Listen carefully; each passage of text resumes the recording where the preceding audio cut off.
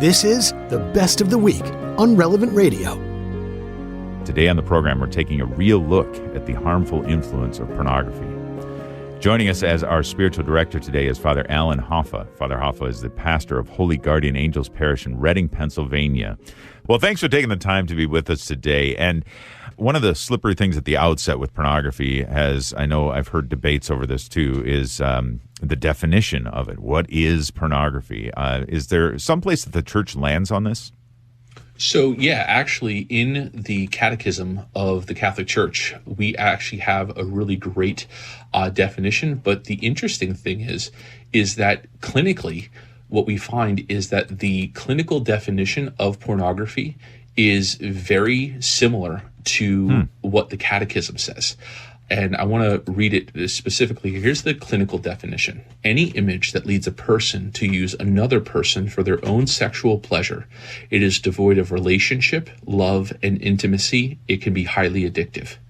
That's the clinical. That's science. Yeah. That sounds very much like our moral theology. It sounds like it was something that you would pull out of JP2's theology of the body. Devoid of relationship, love, and intimacy.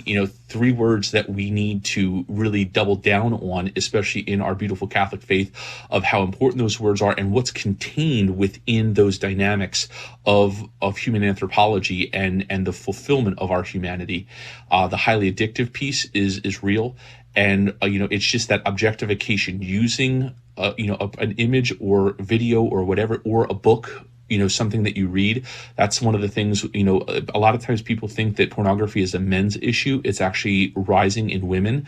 And one of the things is that while men are definitely more prone to images and videos, women can be more prone, while they can use images and videos, things like, reading material. The 50 Shades of Grey phenomenon was something that really kicked off in one vein the promotion of written porn for women that they would get enticed by and things like that. So that's the clinical definition. And then when we go to the church, the Catechism says pornography consists in removing real or simulated sexual acts from the intimacy of partners in order to display them deliberately to third parties. It offends against chastity because it perverts the conjugal act, the intimate giving of spouses to each other. And it continues on. It does grave injury to the dignity of its participants, since each one becomes an object of base pleasure and elicits profit for others. It immerses all who are involved in the illusion of a fantasy world. It is a grave offense, and here's the interesting one that the Catechism says.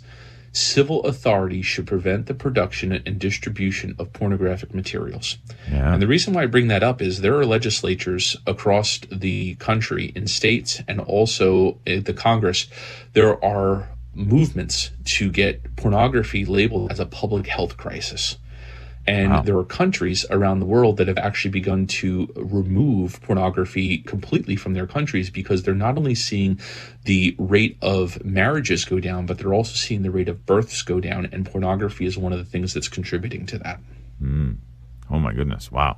Well, I mean, hats off to them for identifying that, right? And to see that, there are very harmful effects going on society-wide as well. Yeah. We basically, in a sense, we've already addressed this question, Father, but I think one of the things that often comes up in people's minds, maybe as individuals, if they're wrestling with pornography or even if they're not wrestling with it, if they're just entering into it because that's what they want to do, sometimes they might move to justify it by claiming that it's a private sin. It's I'm not hurting anybody. This is at my home, in my house. I'm just, making myself aroused by looking at this image or this video or whatever. Nobody else is affected. So what would be the response to someone who might argue that? And that couldn't be any further from the truth. Right. Everyone's affected because people may not, and this is where I say either directly or indirectly, there are things that what we encounter, what we see, what we hear, it affects our affect and how we treat one another, how we enter into relationship with others. And that is definitely a big piece of pornography. It changes your brain. I was actually to speak at a high school in our diocese about this subject 2 weeks ago. And after the school presentation, I popped into classrooms throughout the day, and I was in a psychology class. And we're getting to the point now where we're getting more and more of the longitudinal study and the intentional information that's needed about this topic. And we've heard the phrase before, "This is your brain on drugs." Yeah. Well, they're starting to come out with with brain imagery. This is your brain on porn. And it does change your brain. And also the misuse of our sexuality has a chemical reaction in the brain that is also very detrimental and damaging when we talk about chemical dumps because of the relationship with dopamine and oxytocin. So, all of that coming together, people are starting to change. And even on a physical level for men, one of the things that I go out and when I talk to especially young people, but it's across the board, there is a rise in the erectile dysfunction industry of making drugs for erectile dysfunction. And one of the big reasons why is because of the pornography industry. Because if you look at the rise of these industries that are making those drugs, because it's not just, Viagra and Cialis anymore, one of the things that they're doing is they're marketing not to men who are in their 60s and 70s, but if you look at their ads, they're marketing to men who are in their 20s and 30s. Wow. Why do men in their 20s and 30s need that? It's because their bodies are changing, that they can't participate in the sexual act with a human being because they're so desensitized to human interaction for what they get off of a screen somewhere. And so it causes that person to remove themselves from society, one, because of bad factors like shame, isolation, loneliness, and then they find themselves, well, if I'm already removed, if people won't accept me because of what I've been doing, the only thing that I can do is continue to please myself. And we call that the vicious cycle of pornography over and over and over again. Wow. I guess moving on from there, Father, some of the things you already mentioned, so that's just in the bedroom, so to speak, some of the effects that may come about. But you were already talking about lower marriage rates, lower birth rates. So societally speaking, there's a huge impact as well.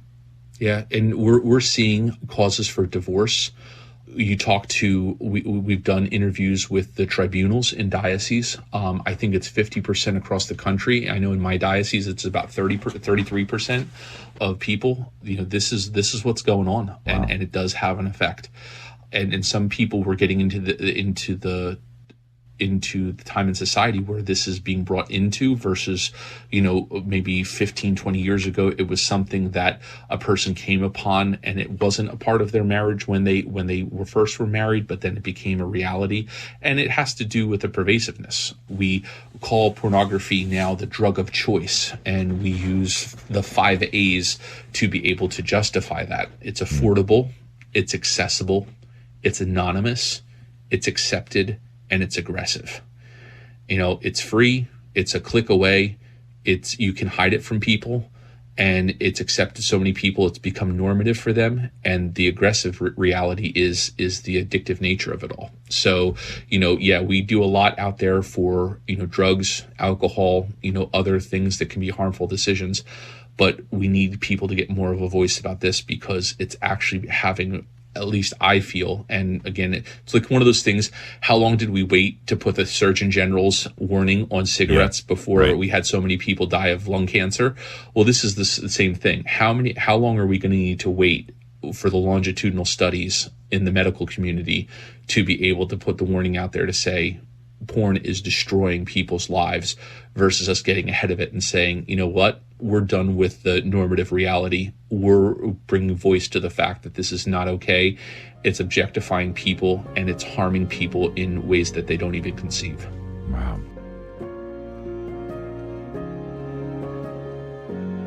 Hi, this is Patrick Conley. You can join me and listen on the Relevant Radio app to The Inner Life, live each weekday at 11 a.m. Central. And thanks for listening.